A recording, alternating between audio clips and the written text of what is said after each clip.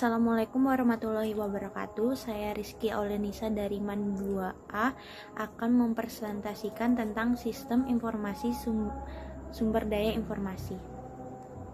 Sub yang akan dibahas yang pertama, organisasi jasa informasi, yang kedua, model sistem informasi sumber daya informasi, yang ketiga, tanggung jawab GCO, yang keempat, keamanan sistem, dan yang kelima, perencanaan berjaga-jaga, dan yang terakhir, strategi pengurangan biaya manajemen informasi. Yang pertama, organisasi jasa informasi. Organisasi jasa informasi adalah unit perusahaan yang bertanggung jawab atas sebagian besar sumber daya informasi, dapat dinamai berbagai macam, termasuk divisi SIM, Departemen SIM, IT, dan IS. Nama jasa informasi telah menempatkan pada tingkat hierarki yang sejajar dengan keuangan, sumber daya manusia, manufaktur, dan kemasan. Yang selanjutnya adalah spesialis informasi. Spesialis informasi dalam rantai komunikasi tradisional mencakup analis sistem, pengolahan database, spesialis jaringan, programmer, jam operator. Sebagian besar informasi ini berada di unit jasa informasi, walau kecenderungannya sekarang adalah mendistribusikan mereka di seluruh perusahaan dalam berbagai area pemakai. Para spesialis informasi di dalam jasa informasi dapat diorganisasikan dalam berbagai cara. Suatu struktur organisasi yang disusun merupai siklus hidup sistem diilustrasikan dalam gambar di atas ini. Dalam contoh ini, perusahaan memutuskan untuk menugaskan beberapa analis sistem dan programmer tertentu untuk mengembangkan sistem baru data, menugaskan analis sistem dan programmer lainnya untuk memelihara sistem yang ada. Yang selanjutnya adalah sumber daya informasi. Sumber daya informasi mencakup perangkat keras komputer, perangkat lunak komputer, spesialis informasi, pemakai, fasilitas, dan informasi. Sebagian besar sumber daya ini berlokasi di jasa informasi dan merupakan tanggung jawab GCO. Sumber daya informasi yang berlokasi di area pemakai merupakan tanggung jawab manajer area pemakai. Yang selanjutnya adalah model sistem informasi sumber daya informasi. Berikut adalah komponen-komponen yang digunakan dalam sistem informasi sumber daya informasi, antara lain: 1. Subsistem input. Subsistem input ini menyediakan data akuntansi, melakukan proyek-proyek riset kursus, dan mengumpulkan informasi dari elemen-elemen di lingkungan perusahaan. Yang kedua, sistem informasi akuntansi meliputi mengumpulkan data internal yang menjelaskan unit jasa informasi dan data lingkungan yang menjelaskan transaksi unit tersebut dengan para pemasoknya. Yang ketiga, subsistem riset sumber daya informasi digunakan untuk menjelaskan kegiatan yang terdiri dari proyek-proyek riset di dalam perusahaan yang selanjutnya menentukan kebutuhan pemakai dan kepuasan pemakai. Yang keempat, sistem intelijen sumber daya informasi. Fungsi yang menghubungkan dengan pengumpulan informasi dari elemen-elemen di lingkungan perusahaan, khususnya elemen-elemen yang berinteraksi dengan jasa informasi, dijelaskan dengan istilah subsistem intelijen sumber daya informasi. Elemen-elemen ini meliputi yang pertama adalah pemerintah, meliputi menetapkan kendala dalam bentuk undang-undang yang mengatur hak perorangan atau privasi yang berkaitan dengan database dan penggunanya. Yang kedua adalah pemasok, meliputi menyediakan segala macam sumber daya fisik. Yang ketiga, serikat kerja. Di beberapa perusahaan, personil jasa informasi menjadi anggota serikat kerja dan harus mengetahui kesepakatan kerja terbaru untuk memastikan kepatuhannya. Yang selanjutnya adalah masyarakat global. Menjadi salah satu sumber daya manusia, seperti orang melamar pekerjaan langsung ke perusahaan tanpa melalui organisasi seperti agen perguruan tinggi dan sebagainya. Yang selanjutnya adalah pelanggan. Jasa informasi terdiri dari organisasi internal seperti pemasok dan pelanggan perusahaan yang menerima output dari SIA dalam bentuk faktur, pemesanan, pembeli, pesaing, termasuk penyediaan jasa pihak ketiga yang dapat menyaingi jasa informasi untuk sebagian atau seluruh aplikasi komputer, perusahaan, atau mereka yang dapat mengambil tanggung jawab atas seluruh operasi komputer pusat. Yang selanjutnya adalah subsystem output. Subsistem ini memandang jasa informasi sebagai suatu kegiatan manufaktur, mengubah bahan mentah menjadi bahan jadi, memasarkan produk informasi ke pelanggan baik di dalam maupun di luar perusahaan. Bisa juga memandang jasa informasi dalam hal keuangan dan sumber daya manusia. Subsistem ini menyangkut 5 kategori dasar sumber daya informasi antara lain. Yang pertama, subsistem perangkat keras, menyediakan output informasi yang menjelaskan sumber daya perangkat keras. Yang kedua, subsistem perangkat lunak, menyediakan output informasi yang menjelaskan sumber daya perangkat lunak.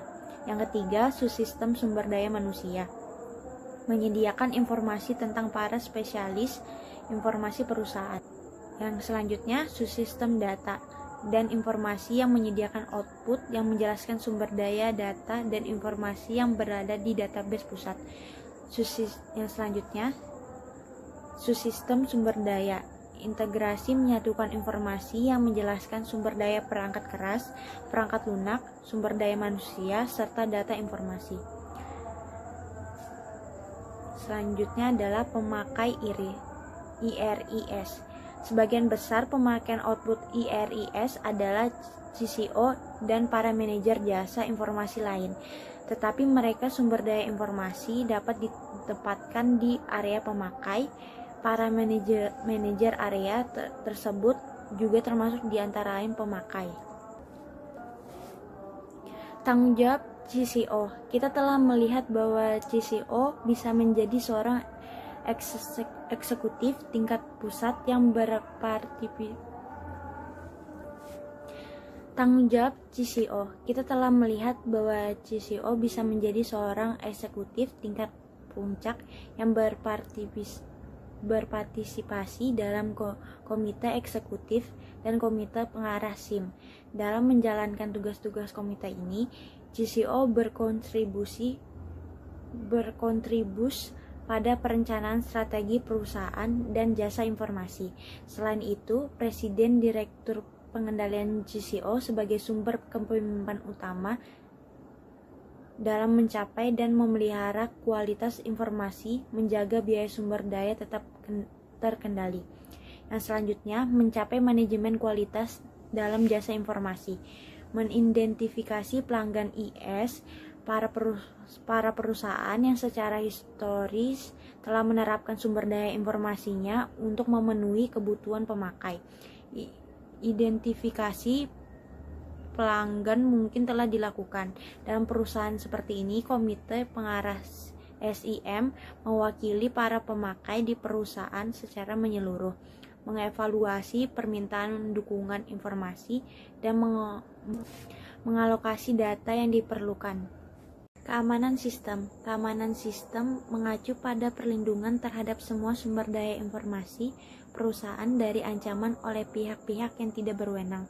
Perusahaan menerapkan sistem program keamanan sistem yang efektif dengan pertama-tama mengidentifikasi berbagai kelemahan dan kemudian menerapkan pertahanan dan perlindungan yang diperlukan. Tujuan keamanan. Keamanan sistem dimaksudkan untuk mencapai 3 tujuan utama: keberhasilan, ketersediaan, dan integritas. Kerahasiaan perusahaan berusaha melindungi data dan informasi dari pengungkapan kepada orang-orang yang tidak berhak. Sistem informasi eksekutif, sistem informasi sumber daya manusia, dan sistem akuntansi seperti gaji, piutang, pembelian, dan utang sangat kritis dalam hal ketersediaan. Tujuan CHIS adalah menyediakan data dan informasi bagi mereka yang berwenang untuk menggunakannya. Tujuan ini terutama penting bagi subsistem CBIS berorientasi informasi, SIM, DSS, dan sistem pakar. Integritas. Semua subsistem CBIS harus menyediakan gambar akurat dan sistem fisik yang diwakilinya. Yang selanjutnya, menetapkan perencanaan berjaga-jaga dalam perspektif. Perencanaan berjaga-jaga merupakan suatu area penggunaan komputer yang mengikuti perkembangan pesat hanya dalam beberapa tahun terakhir ini. Selama akhir tahun 1980-an, hanya sedikit perusahaan yang memiliki rencana seperti itu, dan perusahaan jarang mengujinya. Sekarang rencana itu sudah umum, dan secara periodik perusahaan-perusahaan melakukan latihan dengan mengaktifkan cool site dan pergi ke hot site atau ke pusat-pusat komputer di perusahaan lain. Organisasi jasa informasi yang lebih besar meliputi seorang manajer perencanaan berjaga-jaga yang bertanggung jawab utama atas perencanaan berjaga-jaga. Dengan cara ini, GCO memberikan perhatian yang selayaknya bagi dimensi manajemen informasi. Strategi pengurangan biaya manajemen informasi. Perusahaan-perusahaan di seluruh dunia saat ini menekankan ukuran-ukuran pemotong biaya sebagai suatu cara tetap untung menghadapi tekanan ekonomi dan pesaing. Unit jasa informasi tidak bebas dari penggunaan manajer puncak ketika dilakukan cara-cara untuk merampingkan organisasi. Beberapa strategi yang dimanfaatkan meliputi konsolidasi, downsizing, dan outsourcing.